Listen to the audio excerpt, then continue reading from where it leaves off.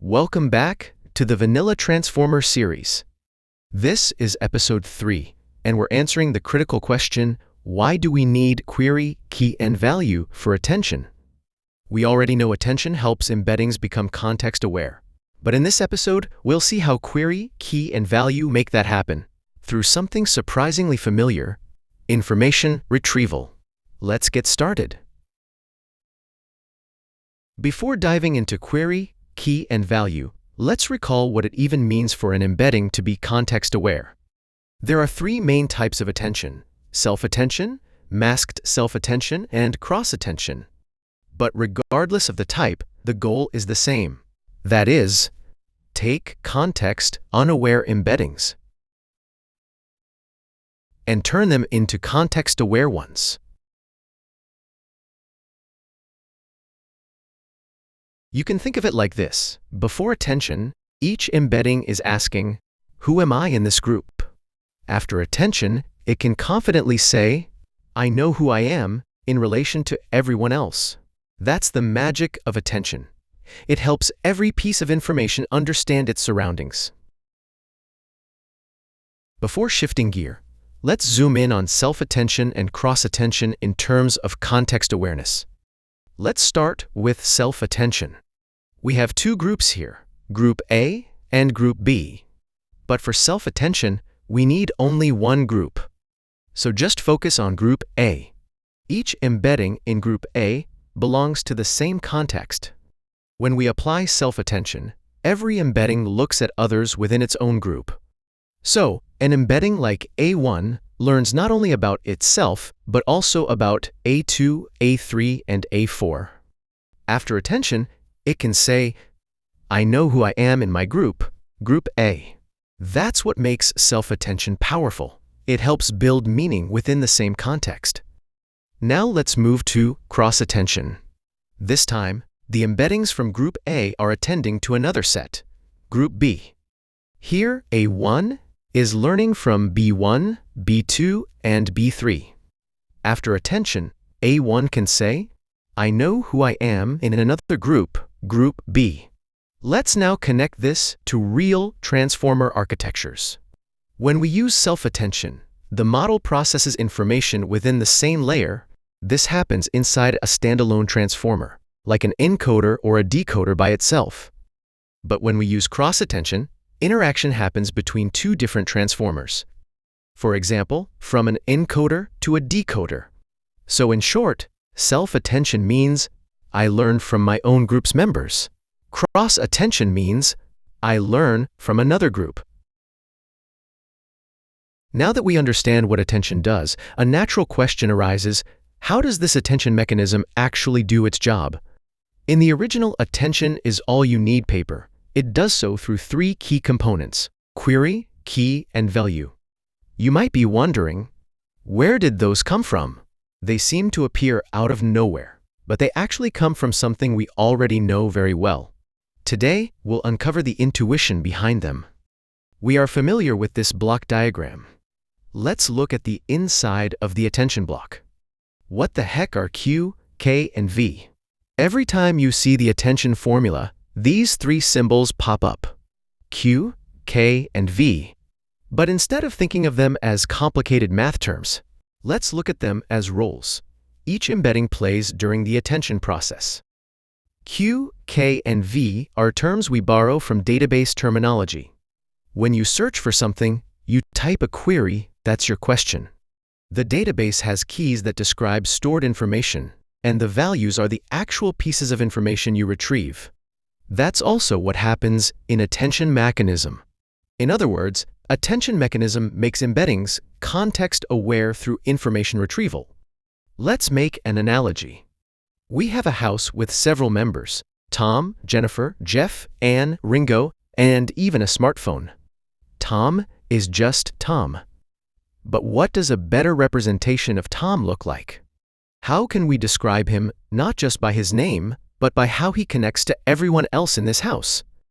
To figure this out, we'll start by throwing questions, or queries, to every member of this house. Here, Tom takes the role of a query. He's asking everyone around him, Jennifer, Jeff, Anne, Ringo, and the smartphone a question. Who am I? Now each member of the house responds to Tom's question. Everyone, including Tom himself, has their own key and value. Each key represents how they're related to Tom's question, and each value tells what information they can provide. For example, Ringo, the dog, says, "You're my owner." Jeff says, "You're my son." Jennifer says, "You're my brother." But not all responses are equally important. Tom doesn't feel the same about everyone. So, we assign a relevance score, how closely each key matches Tom's query. For example, Tom's own understanding of himself might get 0.5. Jennifer's view might get 0.25. Ringo's view might be just 0.04. Now we rank all responses based on this relevance between the query and each key. The higher the match, the more influence that value will have in Tom's new understanding of himself. Let's look closer at what each value says. Each value describes Tom differently, as a brother, a son, an owner, or an individual. These values are like perspectives from different people, each showing a unique aspect of Tom. And together, they'll help us construct Tom's context-aware identity. Now comes the key step, incorporating each value according to its relevance. We multiply each value by its relevance score and sum them up. This weighted sum becomes Tom's new representation, no longer just his own idea of himself, but a blend of everyone's views, weighted by importance. After combining everything, we get a richer, context-aware version of Tom. He's now described as an individual in this house, a friendly brother, a caring and loving son, and the owner of a puppy and a smartphone.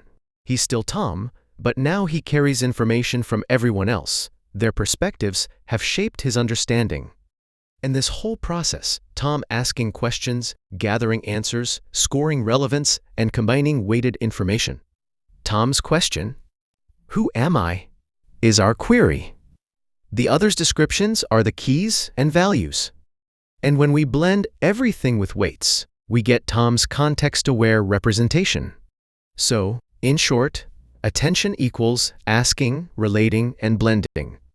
Now that we've seen how Tom finds his identity, let's try it with another person, Jennifer. This time, Jennifer's query isn't, "Who am I?" It's, "What am I good at?" Each member in this house, Tom, Jeff, Anne, Ringo, and even the smartphone, gives their answer. Each response again has a key and value, and Jennifer also contributes her own self-view. When all these perspectives combine through query, key, and value, we get a more expressive version of Jennifer. Not just Jennifer is Jennifer, but a caring, expressive, and social person shaped by everyone's feedback. Just like Jennifer, every member in this house can form their own query. Jeff might ask, "What do I care about most?" Anne might ask, "How do others see me?" Even Ringo and the smartphone can form their own queries too. Now imagine everyone, Tom, Jennifer, Jeff, Anne, Ringo, and the smartphone, all running through the same QKV attention block.